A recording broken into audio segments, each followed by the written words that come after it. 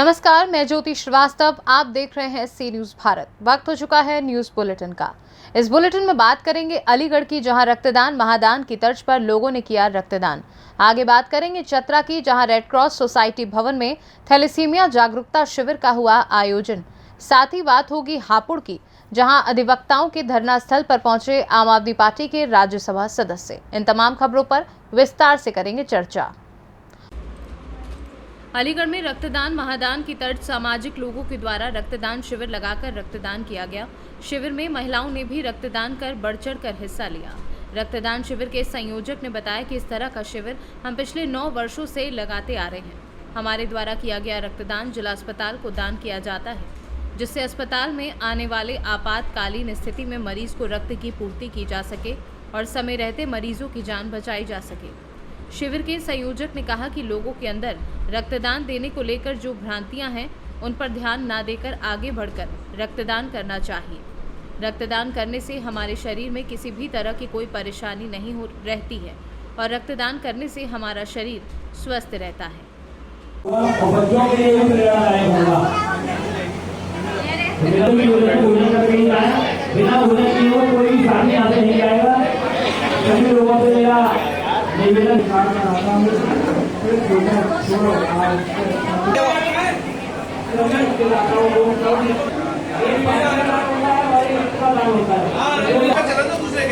तेरी मम्मी का फोटो हम खींच लेंगे। आज आपकी संस्थान के द्वारा रक्तदान शिविर लगाया है, लगभग कितने लोगों ने रक्तदान किया? लगभग 75 लोगों के आसपास रक्तदान कर चुके हैं और अभी कुछ लोग और संख्या में शेष हैं और यह आंकड़ा लगभग 100 तक हो जाना चाहिए, ऐसा विश्वास है। और हाँ, इसमें बहुत सारी मातृशक्तियों ने, महिलाओं ने, बच्चियों ने और बहुत सारे लोगों ने रक्तदान किया। उसके लिए मैं सबसे यही कहना चाहता हूँ कि ये जो रक्त है ये कोई मशीन से बनता नहीं है, इंसान के शरीर से ही इंसान को दिया जा सकता है और एक दूसरे की ह्यूमन मदद हम कर रहे हैं, तो ये रक्त की एक यूनिट से 3 लोगों को रक्तदान किया जा सकता है। तो इसी श्रृंखला में हम लोगों में अलग जगा रहे हैं कि कम से कम ज़्यादा से ज़्यादा लोग रक्तदान करेंगे, जिससे कि भांति भांति की जो बीमारियां हैं उनसे रक्त के लिए की जो आवश्यकता है वो पूर्ति की जा सके। जिस किसी को भी रक्त की आवश्यकता होती है तो वो लोग हमसे कांटेक्ट करते हैं कि भैया हमें ये रक्त की आवश्यकता है। जैसे डेंगू की बीमारी है, प्लेट्स कम हो रही हैं किसी का हीमोग्लोबिन कम हो रहा है, किसी को ऑपरेशन के लिए रक्त की आवश्यकता है। तो लगभग 300 साल प्रति वर्ष में 300 से 400 यूनिट तक हम रक्तदान करा देते हैं। और कुछ लोगों को डेंगू में प्लेट्स की आवश्यकता होती है, उसके लिए भी लगातार संस्था काम करती रहती है। तो सब लोगों से बस मैं यही कहूँगा कि इससे कोई कमजोरी नहीं आती। लोगों में जागरूकता बनाए रखने के लिए एक दूसरे को जागरूक भी करें और रक्तदान करते रहें, जिससे शरीर भी स्वस्थ रहेगा। और जो हमारे शरीर में चिकनाई युक्त खून बढ़ रहा है, वो खून चिकनाई युक्त खून निकलने के बाद में साफ रक्त जब खून बनेगा तो वो खून एकदम फ्रेश और ताज़ा होगा, जिससे हमें बीमारियों से लड़ने में भी सहायक है। अलीगढ़ से सी न्यूज संवाददाता संजीव शर्मा की रिपोर्ट। रेड क्रॉस सोसाइटी भवन चतरा में थैलेसीमिया जागरूकता शिविर 2023 का आयोजन किया गया। शिविर में बतौर मुख्य अतिथि Jamshedpur voluntary blood donation association के अध्यक्ष सुनील मुखर्जी, विशिष्ट अतिथि के रूप में प्रभारी सिविल सर्जन डॉक्टर उत्तम कुमार, एसोसिएशन के महासचिव कमल घोष व रजत भट्टाचार्य उपस्थित थे। कार्यक्रम को संबोधित करते हुए उन्होंने कहा कि रक्तदान महादान है, क्योंकि हमारे दिए गए रक्त से किसी की जान बचती है तो इससे बेहतर पुण्य का कोई काम नहीं है। उन्होंने कहा कि रक्तदान के प्रति अब भी लोगों में जागरूकता का अभाव है। ऐसे ही लोगों को जागरूक करने के उद्देश्य से 1 दिवसीय थैलेसीमिया जागरूकता शिविर का आयोजन किया गया है। उन्होंने विशेष रूप से ब्लड डोनेशन के लिए मीडिया, मेडिकल, किसी भी संस्था के मैनेजर, पंचायत के मुखिया के साथ साथ सांसद, विधायक आदि को जागरूक करने की बात कही है। Voluntary blood donor association Jamshedpur से आए हैं। हम लोग का एक सपना है एसोसिएशन का कि हम लोग जमशेदपुर में 55,000 यूनिट ऑफ ब्लड हम सब मिल करके, रेड क्रॉस, संघर्ष कमेटी, VVDA सब मिल करके करते हैं। तो हम तो सकुशल है, लेकिन 24 जिला का हाल बहुत ख़राब है। इसके चलते हम लोग ये तय किए हैं हर जिला में जा करके हम लोग एक वॉलंटरी ब्लड डोनर एसोसिएशन बनाए। देखिए, रेड क्रॉस डोनेट करते हैं, या रोटरी क्लब डोनेट करते हैं, इससे तो ब्लड बैंक नहीं चल सकता ना सर। रेगुलर फ्लो आना चाहिए, और regular flow voluntary blood donor association ही कर सकते हैं।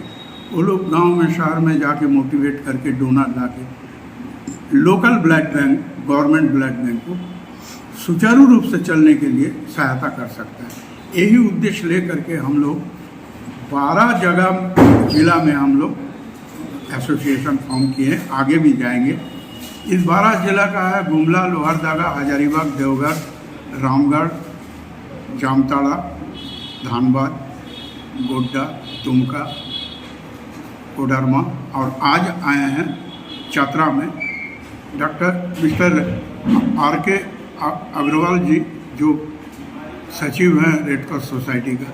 उनसे हम लोग का बहुत दिन का संपर्क है। उनको हम बोले तो बोले ठीक है आइए।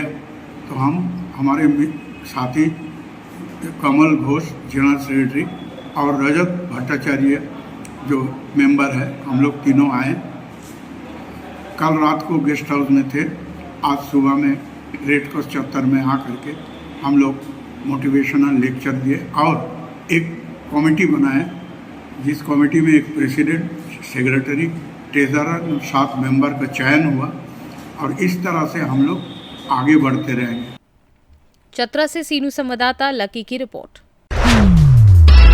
बहुत प्रसन्नता के साथ आप लोगों को अवगत कराया जा रहा है कि उत्तर प्रदेश के फतेहपुर जनपद ब्लॉक देवमई थाना ओंग ग्राम खरौली निवासी देशभक्त शिव सेवक वैष्णोदास शिवकरण संपूर्ण भारतवर्ष के कल्याण और जन जागरण हेतु नवयुवाओं को नशा मुक्त बनाने और राष्ट्र हित में प्रेरित भावना पर भारत मातृभूमि के लिए समर्पित वीर बनाने का पावन उद्देश्य लेकर जो स्वतंत्रता संग्राम में बलिदान हुए, चाहे वह 52 इमली हो या फिर खागा गढ़ी के अमर शहीद ठाकुर दरियाव सिंह का परिवार और अन्य क्रांतिकारियों, पावन वीर बलिदानी दोआबा अमर सूरमाओं की धरती से 25 मार्च 2022 फतेहपुर खरौली से नंगे पांव राष्ट्र का कीर्तिमान तिरंगा सर्वशक्तिमान महाशक्ति ध्वजा लेकर जम्मू कश्मीर नीलम घाटी चाइना बॉर्डर श्रीचंडी मचेल कटरा वैष्णो माता से रामेश्वरम कन्याकुमारी तक पैदल जाकर वापस फतेहपुर में समापन करना उद्देश्य लेकर चल रहे हैं।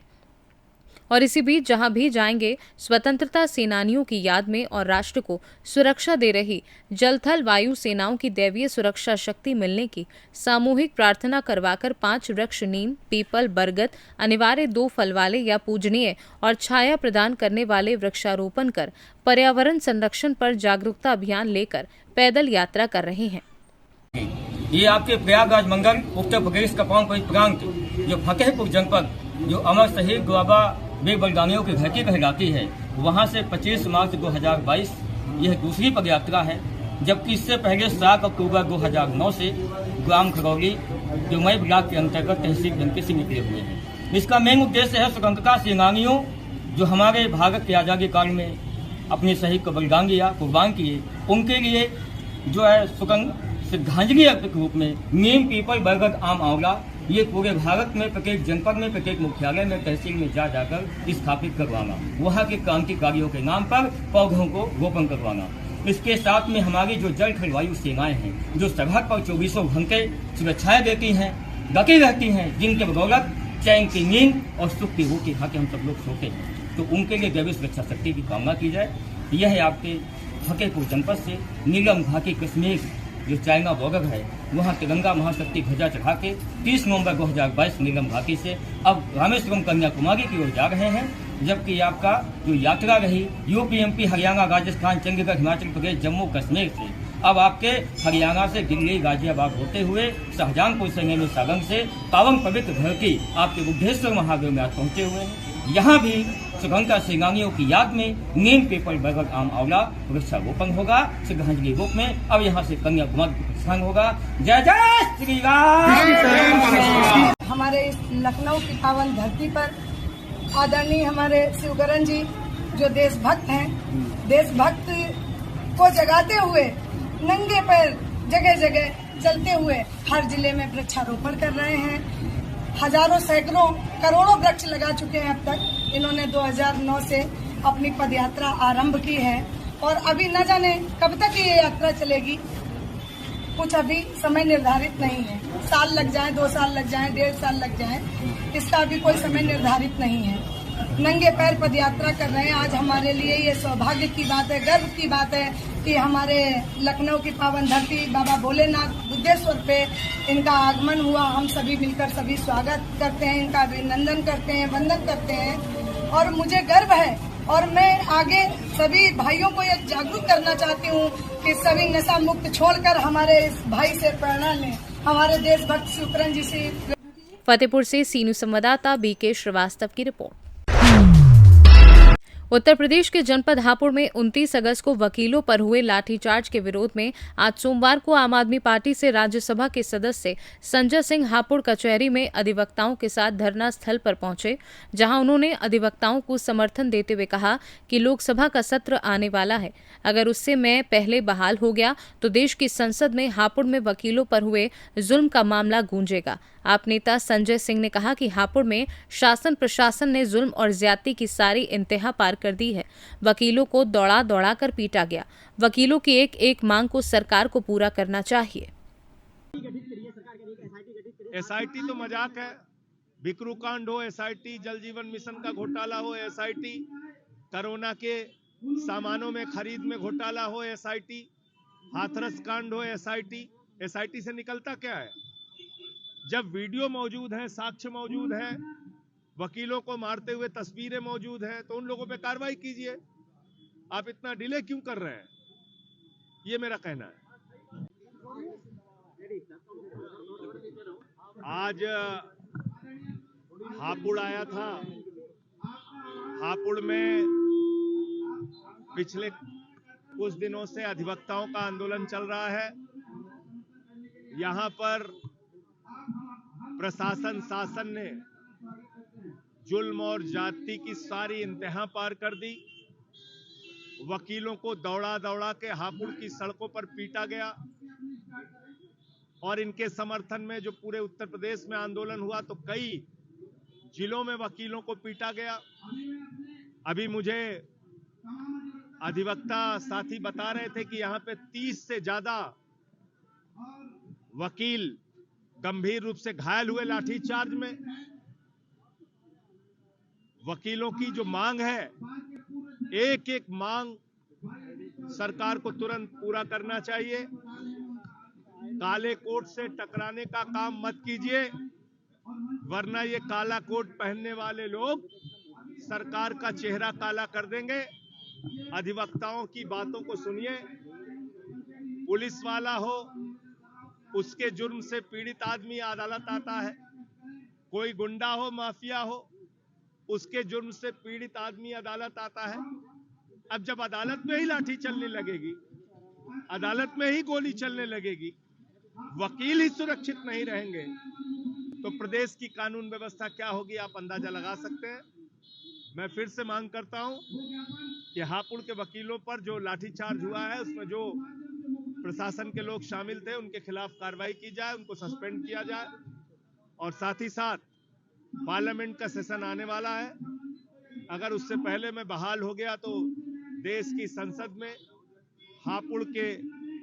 हापुड़ से सीनू संवाददाता सुनील कुमार की रिपोर्ट। ओबरा सोनभद्र स्थानीय थाना अंतर्गत ग्राम बैरपुर टोला टेढ़ीटेन निवासी रामविसुन पुत्र रघु 26 अगस्त को अपने निजी वाहन से ओबरा कोतवाली आए थे। अपने निजी कार्य को लेकर जब वह अपने घर की ओर रात जा रहे थे, तभी रेणुका नदी पर बनाए गए राखी पुल से ज्यों ही उतरे कुछ अज्ञात लोगों ने बोलेरो गाड़ी से रामविसुन और उनके पुत्र का पीछा करने लगे। अचानक बोलेरो सवार अज्ञात लोगों ने गाड़ी से धक्का दिया, जिससे उक्त पक्ष बाइक से गिर गए। तभी बोलेरो सवार 5 अज्ञात लोगों ने गाड़ी से उतरकर बिना कारण बताए दोनों लोगों को भद्दी भद्दी गालियां देते हुए मारने पीटने लगे। पीड़ित पक्ष ने अपने बचाव में जोर जोर से चिल्लाते हुए आवाज लगाई, तभी आसपास के लोग इकट्ठा होने लगे। स्थानीय लोगों को देखकर बोलेरो सवार वहां से रफू चक्कर हो गए। तभी पीड़ित ने डायल 112 पर सूचना दी। मौके पर पहुंचे पीआरबी को घटना की पूरी जानकारी दी। पीआरबी द्वारा पीड़ित पक्ष को ओबरा थाने ले जाया गया और वह अपने बचाव में रात भर ओबरा थाने में ही अपनी रात गुजारी और सुबह 27 अगस्त को लिखित तहरीर से ओबरा थाने को अवगत कराया। आपका नाम? आशीष। क्या मामला है जो आप ओबरा तहसील में आए हैं? जी वो जानलेवा हमला हुआ था। जो ओबरा आए थे हम लोग किसी मैटर से लेकर, हाँ। और वो जा रहे थे राखी पुल जैसे ही उतरे हैं, हाँ। एक बोलेरो गाड़ी खड़ी थी, वो हम लोगों को पीछा किया। उसको साइड देने के बाद जो लत आगे चढ़ने के बाद वो आगे पीछे किया। हम लोग गाटर डाक के जाते हैं, उस समय वो गाड़ी अपना घुमा के बोलेरो से हमारा हेलमेट उतारा। हेलमेट छीनने के बाद हमला किया, जो हम वहाँ पे हल्ला गुल्ला किए, और इसके बाद लोग आए, कुछ बच बचा हुआ। 100 नंबर आई, हमको ले गई थाने। जी 100 नंबर को सूचना दिया, वो थाने पे हम लोगों को ले गए ओबरा हाँ। थाने पे। तो ओबरा थाने पे जाने के बाद आपने कोई लिखित का एप्लीकेशन दिया आपने? जी हमने वो एप्लीकेशन दिए, और वो जब बड़े साहब आए दरोगा जी, तो वो बोले कि तुम लोगों के साथ ऐसे ही घटना घटेगा।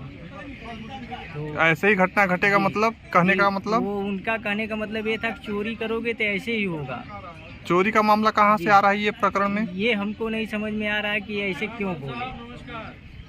नहीं तो चोरी का कोई ना कोई मामला होगा आप पे, तभी तो बोले होंगे ना। ये हमें नहीं समझ में आ रहा है, और ऐसे बोले। इसके बाद हम लोग जो है, अब वो देखे वो थाने के बाहर कई लड़के आए थे, और ये कहे कैसे जाएंगे, हम लोग रात भर उसी थाने में रह गए। फिर इसके बाद हम लोग चले गए, दूसरे दिन फिर एप्लीकेशन दिया। एप्लीकेशन देने के बाद हम लोगों का कोई सुनवाई नहीं हुआ, कुछ नहीं बताए थाने वाले। फिर आज हम तहसील दिवस में आए, आज दिए हैं। तो आज तहसील दिवस पे आपने एप्लीकेशन दिया है, वहाँ से आश्वासन क्या मिला है? वो बोले हैं कि ठीक है, कार्रवाई किया जाएगा, जाओ। आपका ग्राम कौन सा पड़ेगा? ग्राम बैरपुर है, टोला टेढ़ी थे, थाना ओबरा है। सोनभद्र से सीनू संवाददाता कुमधत चौधरी की रिपोर्ट। फिलहाल के लिए इस बुलेटिन में बस इतना ही। देश और दुनिया की बाकी खबरों को जानने के लिए आप देखते रहिए सी न्यूज़ भारत।